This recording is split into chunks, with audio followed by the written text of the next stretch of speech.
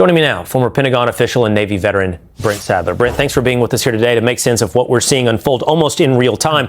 This process to peace, where it sounds like we may have a deal as soon as this weekend, and its lead up, bombings overnight, seeming obstinance from Iran. Does it add up? Does it make sense? Is that how you would expect it to play out? Absolutely. I mean, the intent of these strikes that I think were overdue were to compel the regime in Tehran to do exactly what we're seeing right now. And I think it's an indication of how fragile this regime's hold on power actually is. But that military hammer, those strikes that were put on pause or held off tonight, they need to be ready to go at a moment's notice, because the Iranians are known for duplicity. And if they start balking and add more requirements or can't make the airplane on time to the signing location, I think then the military hammer has to swing again to compel them to get serious. But it's not done until it's done. And it's good to hear the president be very explicit. The blockade remains until results are delivered. In this case, the ink is on the paper. The situation, as you describe it, is the way that I think many in the audience have felt throughout this process. It seems like a fish that just doesn't quite bite on the hook in terms of getting a deal done, in the way that we've seen behavior from the Iranians. So how does that make you feel about what we've heard could happen this weekend? Do you feel confident that they would show up in Europe? Do you feel confident there would be a deal with Iran? I think there's a better likelihood than not that, given where we are now economically with the Iranians, militarily, the reminder through these strikes that we saw and the fact they were about to ratchet it up even more, I give it better odds that we're going to see forward movement, the deal signed.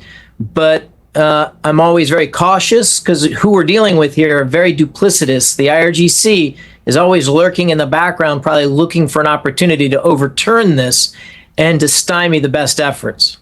And what if they do? What if they back out? What if they continue belligerence over the next several days? Then what? Drop the hammer? Yes, absolutely. And I think a resumption of the strikes that were planned tonight, probably a little extra added on top to go after the IRGC leadership specifically, while attacking very aggressively any remaining military capacity along the Straits of Hormuz. There's been some talk of incursions into or occupying Karg Island. I'm sure that's not the only one, but it needs to be very targeted. And I think the taking of territory, say some of the islands that the Iranians took in 1971 from UAE, could also be on the table. And I think that got their attention in Tehran. And in the converse, Brent, if it goes well, if we do in fact have a deal on paper by the end of the weekend, what do you think next week looks like? A free flow of commerce through the Strait of Hormuz, markets correcting themselves, trust that the Iranians live up to a deal?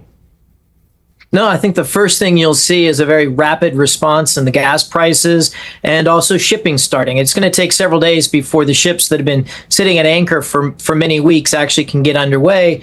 But you're going to see a pretty rapid response in the energy markets and prices as confidence comes back that they can transit safely through the Straits of Hormuz.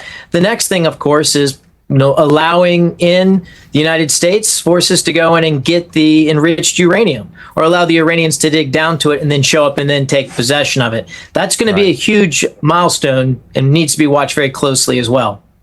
All right, Brent Sadler, thanks for joining.